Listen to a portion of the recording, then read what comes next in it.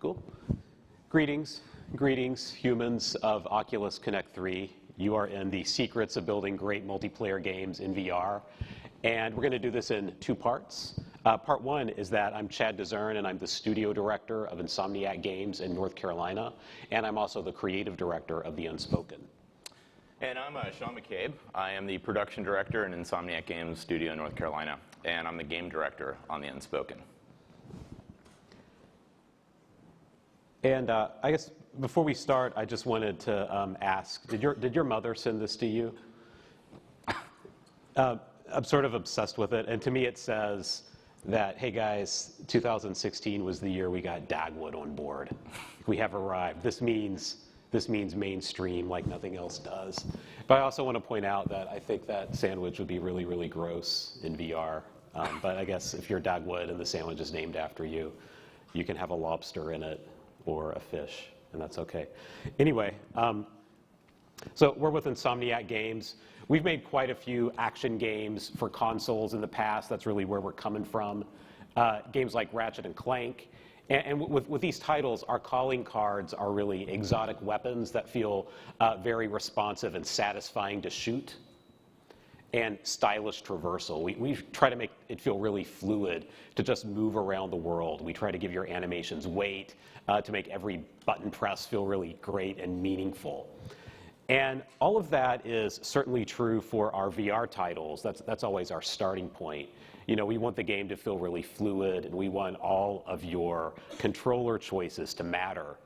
But during the development of The Unspoken, I feel like we stumbled on something else as well. And really, it's a mindset. It's a way that we've started thinking about multiplayer interactions that are only possible with the unique qualities of VR. And that mindset is what this presentation is all about.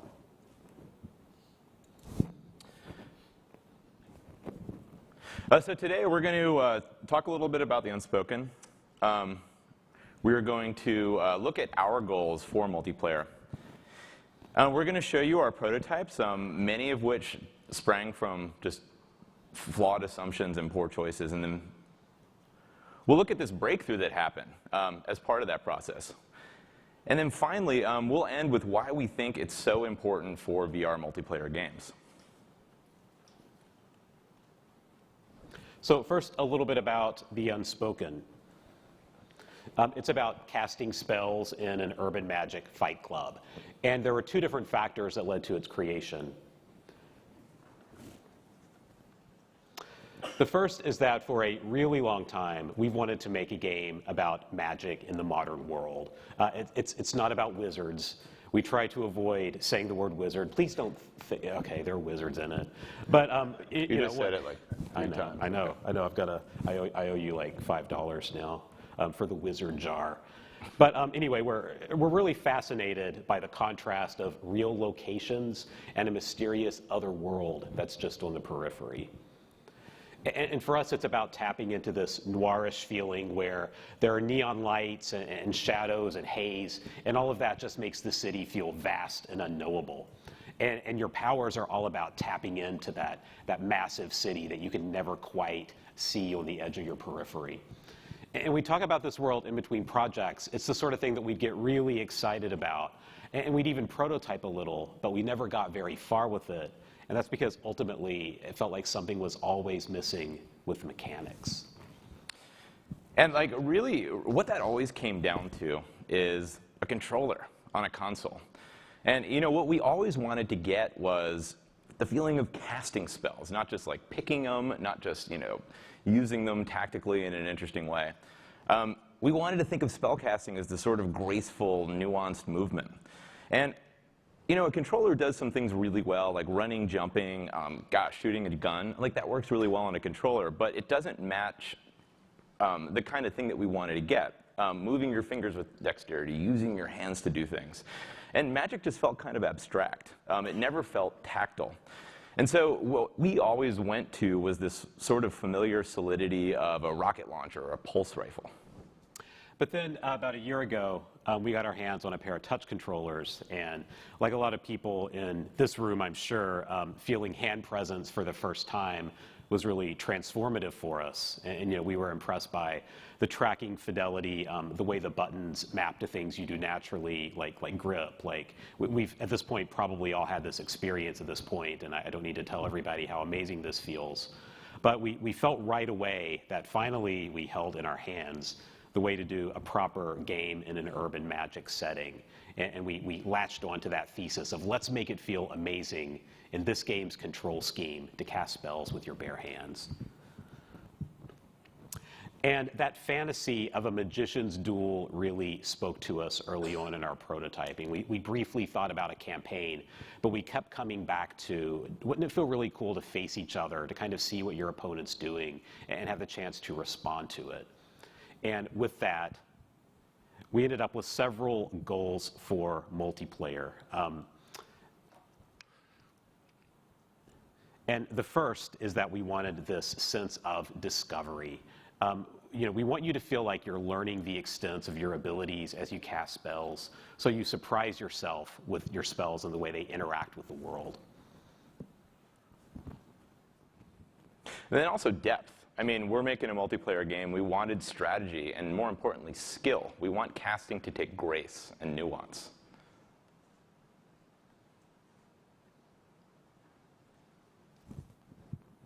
I'm going to pass that back to you. Yeah, it's just passing the clicker. That's what we're doing. You know, we wanted to set the game up so that you could really practice and improve your technique. Things like the way you move your hands in a specific way matter. Your aiming, your throwing, all of these things matter. And your spell choice, what you're doing tactically in a match, really influences the outcome, just like with real spells.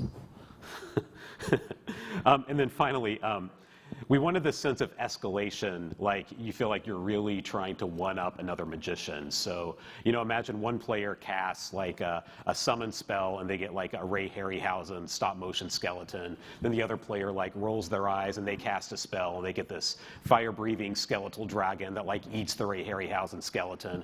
And then the first spellcaster rolls their eyes and then they summon like Baal, the all-eating demon god from the pit, and then heavy metal shredding is playing in the background and the match is over because it's been this back and forth that escalates into this giant event at the end where the bridge comes crashing down, because that's an image I had for this presentation.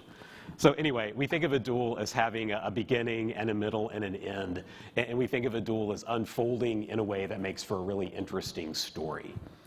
So discovery and depth and escalation, these were our three big initial goals, but none of them were exactly unique to VR just yet. So we always prototype everything. We try a bunch of things. I'm sure that you guys do too. And so what I wanted to start with, because this is going to have a few mistakes in it, I want to talk a little bit about our history.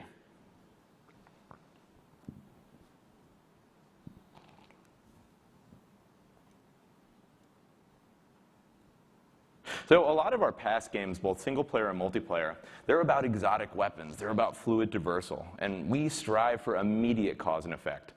You feel good when you're the person shooting. That is such an important thing that we focus so much of it in all of our games.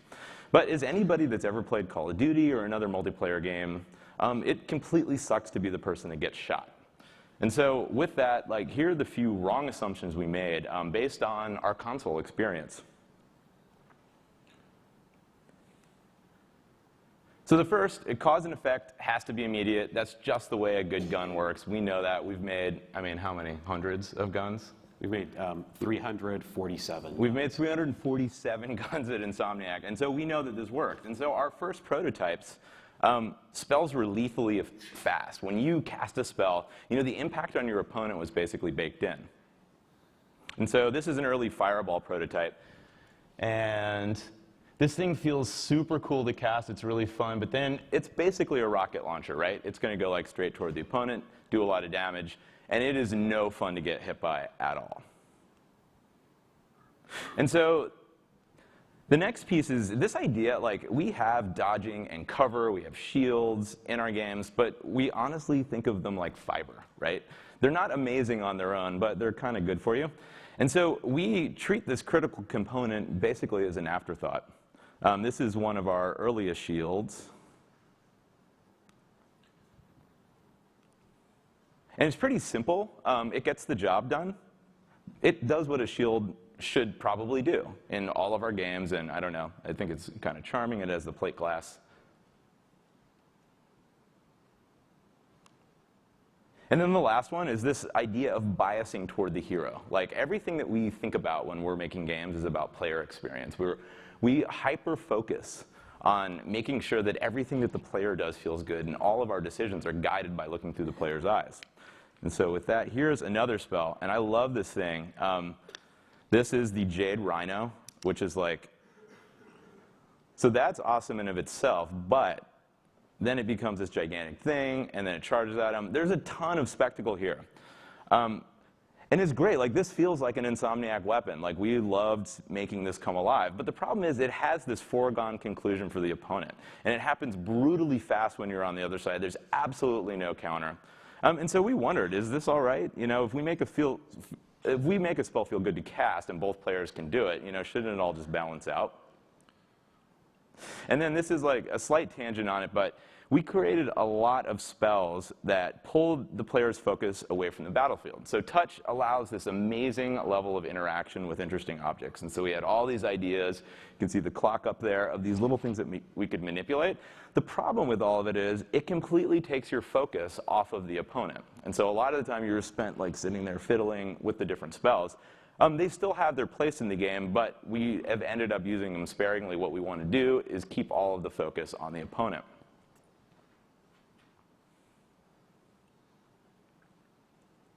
And so after all of this, like after we prototyped things, we had a game that was okay. I mean, it was hitting some of their goals. It had nice touch interactions. But we knew that something was missing. And so this is one of the first turning points.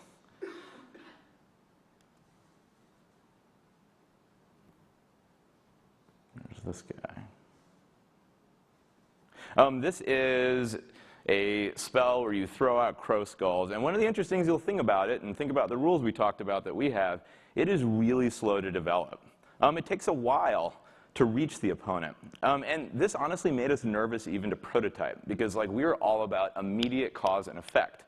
And we honestly wondered, so with this slow spell, like, are players even going to pay attention to it? Are they going to look up and, you know, see this thing coming?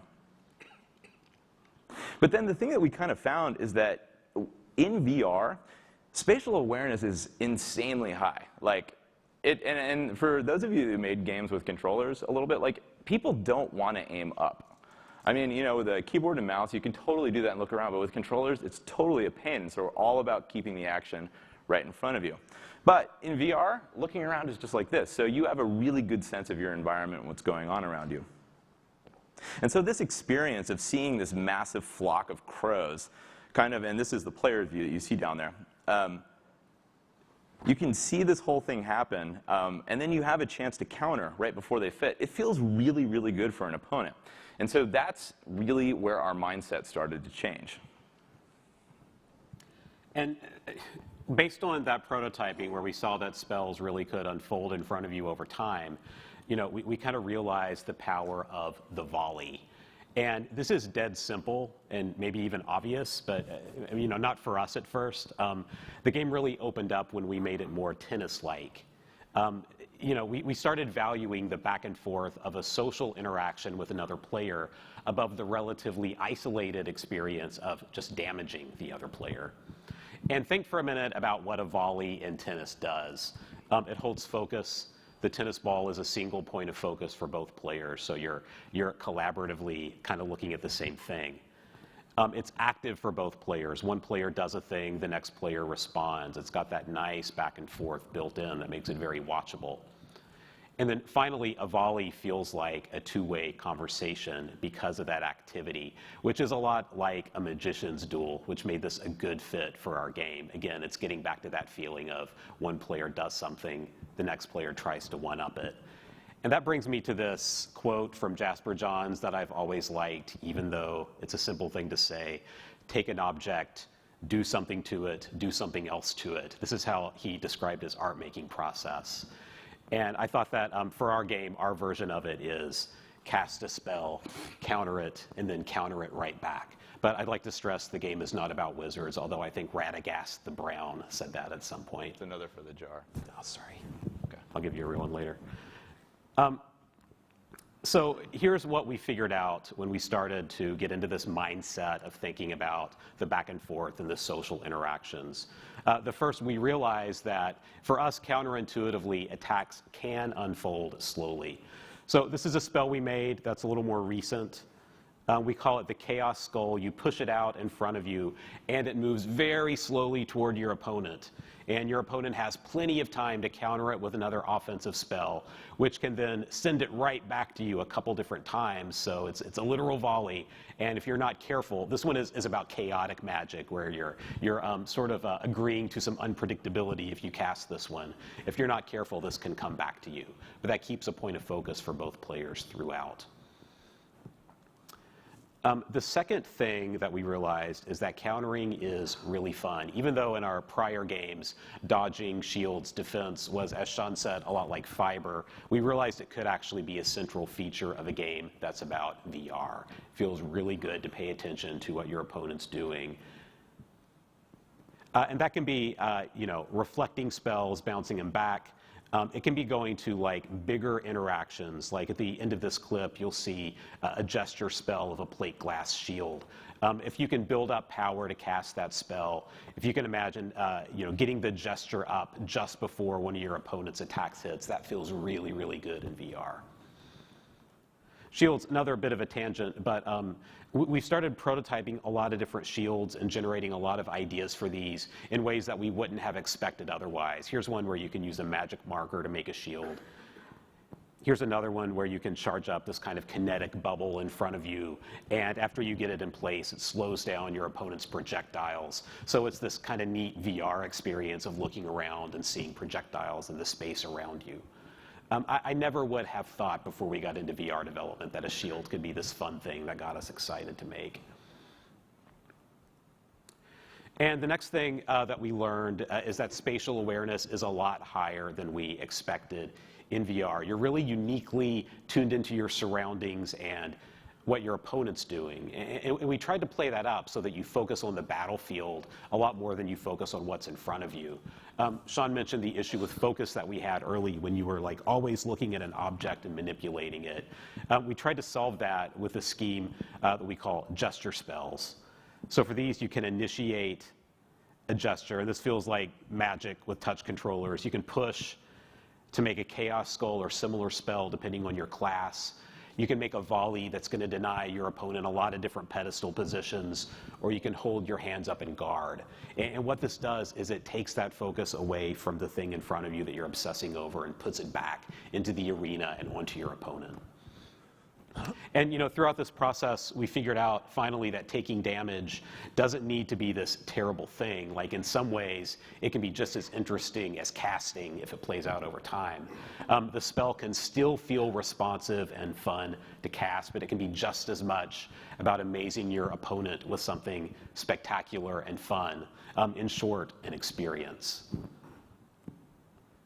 And that leads us to our conclusion. For us, the secret of a VR multiplayer game is giving players the power to shape experiences for each other. And we find that when we do that, the game ends up feeling more generous somehow. Like, you're still out to win. You still want to be an archmage in this game. But it's somehow more social and somehow more fun, even if you're on the losing end of a duel. And so just to summarize, a few things that we learned. Consider that volley. Build multiplayer as this back and forth that considers both the initiating player and the player getting hit. This is just what the game looks like now. We use tracked head and hands to increase your awareness of what you're doing. The whole game is built around directing your opponent's focus.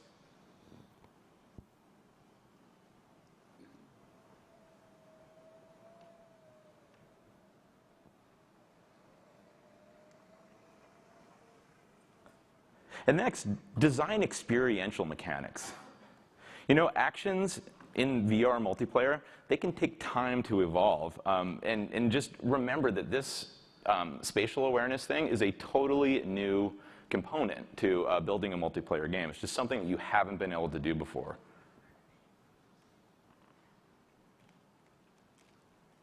Get it. There it is. Cool. Then finally, take every opportunity to heighten social presence. Tracked head and hands, they make the avatar feel human. I mean, that it doesn't take a lot to signify the fact that there is a real person over there. And the thing that you can do in a game like this is you can actually watch what the other player's doing to see what kind of spell they're casting, and then try to anticipate that and get in this whole rhythm of like paying attention to what the opponent's doing. And you know, with all of this, one other thing we've started thinking about a little is that, you know, when you're projecting yourself into a space and when your actions are mirrored precisely in the game world, we have to wonder, are you more likely to be pleasant? Is this actually the gateway to a more civil online experience? You know, we have these avatars in the game. It's doing exactly what you're doing. When we face off with our opponent, the first thing we all do is dance. And I have no idea why that is. And I also wonder if that's like a fad or something that we're all going to grow out of as this evolves. No idea what's up with it. But you know, I do know that when we're just starting a match or when we're just ending a match, even though we hate each other and want to kill each other in the office, we always reflexively wave at each other. And so I wonder if that's maybe just a start to a more civil online experience. And that's that. Thank you.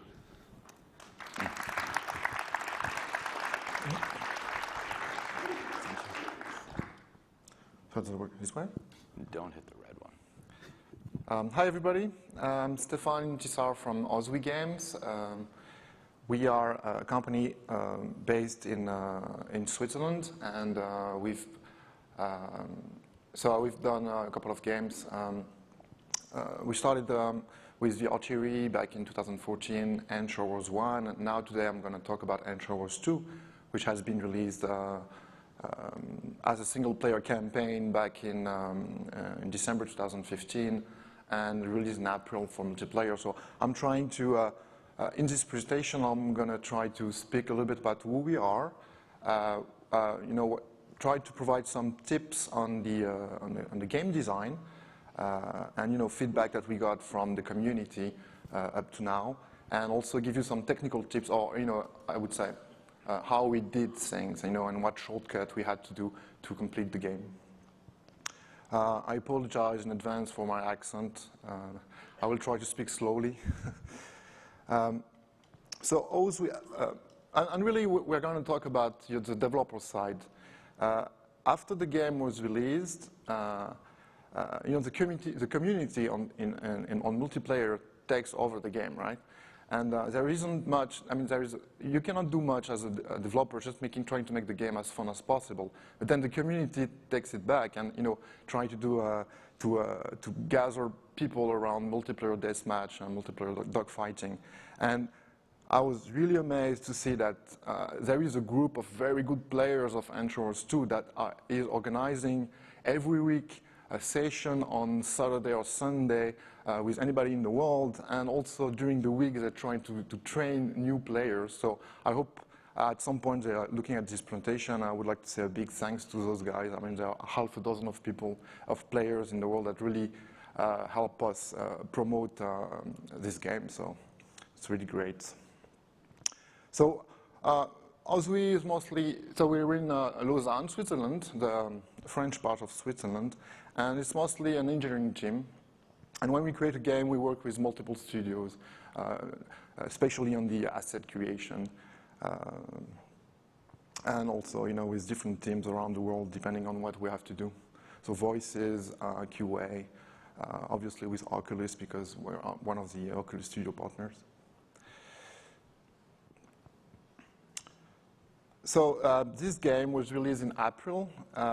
So it's space dogfighting game. This is one of the four maps were released. One of the deathmatch map, and I'm going to show a few a short video about you know, what it's about, what this game is about. So the features that we decided to do are two free-for-all maps. So pure dogfighting. Here is a video of one of them, which is in space, which is called the Sector 11 map. So this is real footage, on the Gear VR. So a player, which I believe is Phil the Geek, has actually recorded this from the Gear VR, sent me the video, and he's playing right now. This guy is good. He has one of the best score on the leaderboard, the worldwide ranking. And the other map is on a planet, so you're actually flying on the planet and doing the same thing, shooting at your opponents. And those are 10-minute sessions, 10 minutes game. So the one who has the most kills obviously wins. So all of this is Gear VR footage. We also have the Rift version, which has different graphics, but people from using a Gear VR can play against people on a Rift. We also created another map with a different concept, which is one versus all. And what it means is player would jump in with a regular space fighter, but then they would have to capture a very powerful ship, and they would have to keep this ship for the longest time to win, okay? What happened is we thought it was a very cool idea. We spent a lot of time developing this because it was not easy to switch ship in the middle of the game. In the end, no one really played it. So the most popular maps were the other ones. We also made a team deathmatch. So you would choose the blue or the red team, and you would switch ship, take a bomber, try to destroy things on the planet, and that team that has destroyed the most buildings, basically, would win. Same thing didn't work. People don't play this mode so far. I'm proud to say that Anchorage 2 is probably the first cross-play game that has been released for the Rift and the Gear VR, so that's cool. And I'm pretty sure it's the first cross-buy game as well. So if you buy for one of the platforms, you get it free on the others, and vice versa. On the features that we've added, obviously the world ranking, as I said. Very simple database stored somewhere on the cloud. And every time you kill someone, it stores it in the database. One of the most difficult part, and I will explain what we did later in the slides, was to create a custom voice over IP system. So we wanted people to be able to talk to each other. Hearing someone swearing is just great when you kill it in a multiplayer game. I mean, this is perfect. At that time, Oculus didn't have this feature in the platform, and we're back like in January 2015. Okay, so we had to create our own solution for that. It's probably not as good as what Oculus has done until now, but that's the only thing we had at that time, and I'll explain what we did for that. And also, we added a simple Twitter bot. So if someone creates a game and is waiting for a player, you will see if you go on Twitter and look for Anchor Wars Online, you will see a little line that says someone is waiting on this server. Just join in.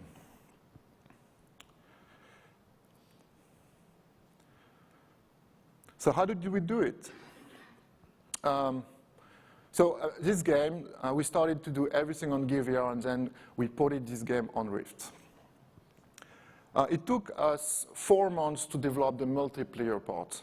So the single-player part was much longer to develop, and then based on that, we developed the multiplayer part. We also had the experience of multiplayer from Anchor Wars 1. There was one map in Anchor Wars 1 when you could do some dogfighting, so we knew pretty much what technology we would use and what pitfall we would avoid. So we still use the Photon Unity networking framework. Again, those technical decisions were made before Oculus provided a lot of tools into the platform, SDK. And I'm going to talk about that and the things that you should, if you're trying to use this networking framework, which is great, you have to be careful about a few things. And as I said, we developed our custom voice over IP solution, so it's not peer-to-peer. like it is in the current platform SDK. It's all, it's going through a server. So a custom server, voice over IP server has been done for that.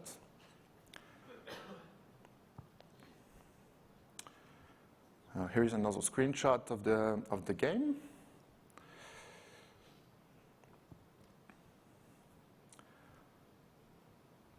So this is really stating the obvious, but player skills is key. And our approach to that was to say, let's not make anything random. Bonus, like health bonus, they will spawn always at the same location and with the exact same timing, time between spawning. So that players knows exactly that this is going to happen at this given time, so they will fly and get it before it appears. And every player, that are dogfighting against each other know exactly the same information, and there is no random at all. And so it becomes more of a strategic game in that way. One of the difficulty we had is to balance Gear VR with and without gamepad, because like when you're playing the single player game, having gamepad is much easier, okay? And we didn't want that in the multiplayer part, so that was quite difficult to make sure that someone who has a gamepad on Gear VR does not have an advantage over someone who doesn't. Fortunately, it happened that the gameplay made that all of the most important gesture or most important tricks could be done with the gamepad and without the gamepad, and so the gamepad was not useless, but not an advantage. Also, we wanted it's cross-play, so you want a Gear VR game, using usually, swivel chair motion to be played against a player that's using a Rift. We cannot do that most of the time because of the cable. So we added the snap turn using the stick. So using a stick, a player with a Rift could do almost 180 turn very quickly. But I still believe today that someone who has a Gear VR has a clear advantage over the Rift, so it's not a silver bullet. Auto aim, so in Enshrouders, in the whole game, the aim is automatic. So if you have an enemy about a few degrees in front of you, your lasers are going to shoot at him directly. And that was a very good decision for simplicity for the players, so they don't have to be extremely precise when they're shooting. This is not Counter-Strike. Also, it enabled to overcome some technical limitation that we could not solve in this game. So. Bonuses are, we put some a little amount of bonuses on the maps, and they are, as I said, always at the same location. And so either you are exposing yourself to the other player when you want to reach a health bonus, for example, or a missile bonus, or you are exposing yourself to the environment. So for example, we have an extremely powerful shield bonus that will give you a shield advantage. But in order to get it, you have to go inside a big ship, and you have to avoid a lot of obstacles and get it to get it. So most of the new players would actually crash on the world inside the mothership. Here's another screenshot.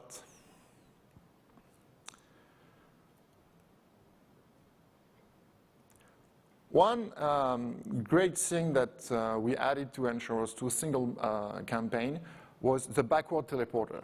And the backward teleporter is very simple. You're flying, and then you do a special gesture, which is a swipe backward, I believe, and it will teleport you back, about, 100 meters back. And in the single-player campaign, that wasn't really used by any player, and it didn't really make a lot of sense to use it, because the AI was not strong enough to justify the use of this feature. However, in multiplayer, that's a clear advantage. And we have seen very creative strategy using this. So the most obvious one is, okay, you're in trouble, you go back, far from the battle. Another one is to take an advantage over a player. So you've got two players, two ships coming at each other, and then you could just look back and look down and do a backward teleport, and then suddenly this one has no idea where you are, and you can shoot at him. The other way is to speed up the ship. So for example, you want to reach a bonus much faster than your opponent. So basically, what they would do is they would fly like this, turn around, do a backward teleporter, and they would end up right close to the bonus. And that was great. I mean, everybody who asked me, do you have a tip for playing multiplayer and Shadowrunners 2 multiplayer? I say, get to learn your backward teleporter. That's going to give you a huge advantage. So we were really happy that this little feature became crucial in multiplayer because we love it. We did some little trick. The UI is really crucial in this huge environment to find the other players because usually the distances in the virtual distances in Shadowrunners 2 are huge. So if a ship is very far away, you won't be able to find it if you don't have a reticle around it. The name of the players could be is written close to the reticle. And what happened is some player decided to change the name with a very short name so that they can hide more easily. We didn't expect that. And also we did a fake scale on the ship, so the ship that you see are much big. The ship that you see of your opponent's ship are twice bigger than their actual size, so it's easier to shoot at them.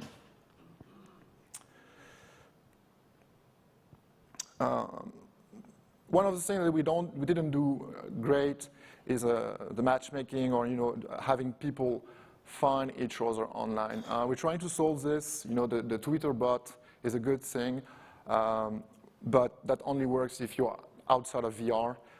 We are trying to come up with some way to inform someone who is actually playing VR that someone just joined the multiplayer and he wants to play, so that we have more people play together.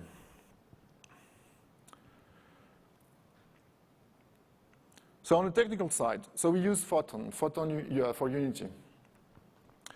One of the good things we did is we only sent 6 update unreliable packets per second, which is very low, and which is quite important for Gear VR, because you don't want to drain all your battery with Wi-Fi. So only 6 updates per second are sent to all the players. And we found it works really well. Obviously, you need to reduce all the other packets, like commands, like, OK, I'm shooting at you, to a minimum.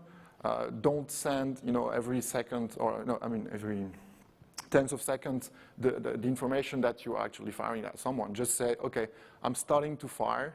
OK, I finished firing.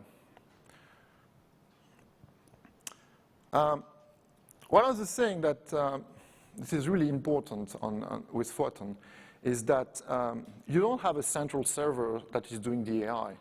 So one of the players is actually doing the AI for all the other players.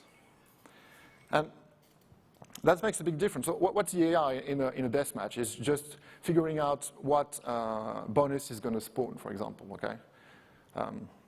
And that's important because because of this model, where one of the players is calculating the AI, we cannot do co-op really, because a co-op play would against the enemy, against a real AI like a big boss or something, would require too much calculation on Gear VR on one of the players. Also, the big thing is if that player decides to leave the game, then someone else, some other player that's still in the game, would need to pick up the state of the world and do the calculation. And doing this host migration, that's how we call that, is actually very difficult to program. So you have to be very careful if you use this model. This could consume a lot of time, a lot of programming time. Also, I mean, on a more technical side, Photon provides you some very easy way to send messages from one player to another, which is called RPC, remote processing calls. I would advise strongly to not use that. for performance reasons, especially if you're developing for GVR. Also, at that time, I had to go through the whole library and remove some of the garbage allocation that was done. I mean, some of the memory allocation that was done. So it has probably evolved since then, but you have to be careful of that if you're developing for GVR, because that's really key. But except that, it's a great framework. One of the sort of most consuming development was trying to do voice over IP. So voice over IP on GVR is if you enable voice over IP and you put your headphones, then you can speak with each other. We decided to not use Unity main thread or Unity audio sources in order to save the main thread for, in order to enable the main thread to really spend most of the time on rendering the game. So what we did is we actually created a plugin, and this plugin would actually run into a thread. Actually, it was a Java plugin. And that would do all the voice over IP stuff for us, including tapping into the audio of the phone. We found that in the current implementation, we're sending 12 UDP packets per second for voice. It's not the most optimized solution, but it works. With a payload of 512 bytes, and we're using MULO encoding. Just to give you some information, the platform SDK today is using Opus, and it's much more compressed, much better utilization of the of the bandwidth. However, it requires more CPU, so there is a trade-off here. And we also created the servers, right? The voice over IP servers, and that sounded like a huge task, but really it isn't. There is a formula for mixing voices all together that exists on the web, and I can send it to you. It's really, really, really simple. I mean, it took maybe a week to put this together. It solves a lot of issues, network issues, NAT punch-through and stuff like that. If you have to use this model, I would recommend doing that yourself. Really much easier than expected. And that's it.